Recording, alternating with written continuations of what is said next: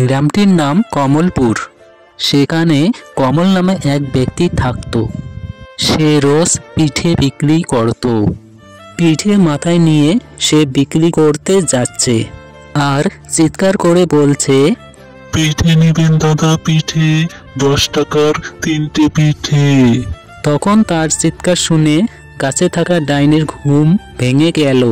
ঘুম ভেঙে গিয়ে ডাইনি বলল, কার এত বড় সাহস আমার ঘুমটা ভেঙে দিল, দেখি তো। তখন ডাইনি দেখে তার গাছের নিচ দিয়ে পিঠে বিক্রেতা যাচ্ছে। তখন ডাইনি বলল, আরে এ তো পিঠে বিক্রেতা, বেঁচে থাকাতে অনেক পিঠা খেয়েছি, এখন আর খেতে পারছি না ডাইনি হওয়াতে। যাই, আজকে এর পিঠেগুলি সব খেয়ে নিই। এইরকম কথা বলে ডাইনি সব পিঠে খেয়ে নিল তার জাদু শক্তির দ্বারা। কমল কিছুদূর এগিয়ে বুঝতে পারে তার মাথায় হালকা হালকা লাগছে। তখন কমল মাথা থেকে ঝুড়ি নামিয়ে দেখে তার ঝুড়িতে একটাও পিঠে নেই, কেউ চুরি করেছে। তখন সে খুব কাঁদতে থাকে। অপরদিকে কমলের বাড়ি ফেরা দেরি হয়ে যাচ্ছে বলে কমলের বউ কমলকে খুঁজতে বেরিয়ে পড়ল।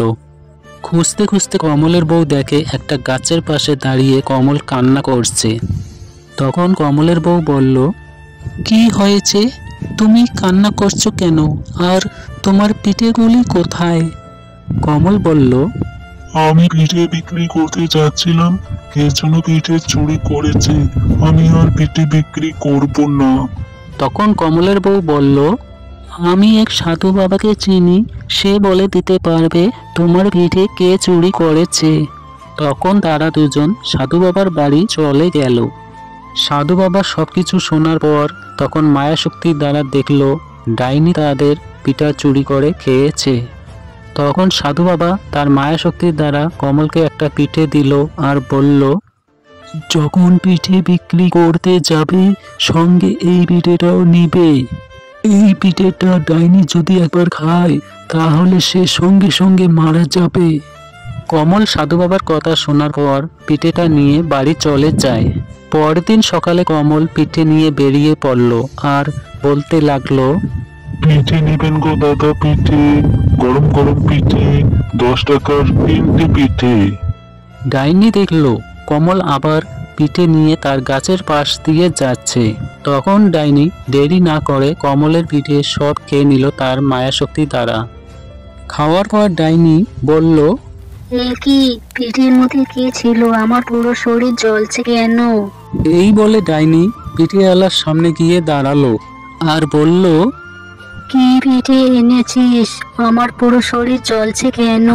তখন পিঠেওয়ালা কমল বলল, তোকে মেরে ফেলতে সাধু বাবার কাছ থেকে পিঠে এনেছি। এই পিঠে খাওয়ার পর তুই মরে যাবি।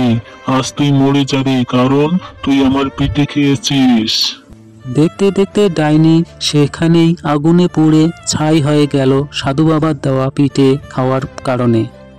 তখন কমল বলল, বন্ধুরা, ভিডিওটি কেমন লাগলো সবাই লাইক কমেন্ট শেয়ার করে জানাবেন এবং চ্যানেলটি সাবস্ক্রাইব করে দিবেন।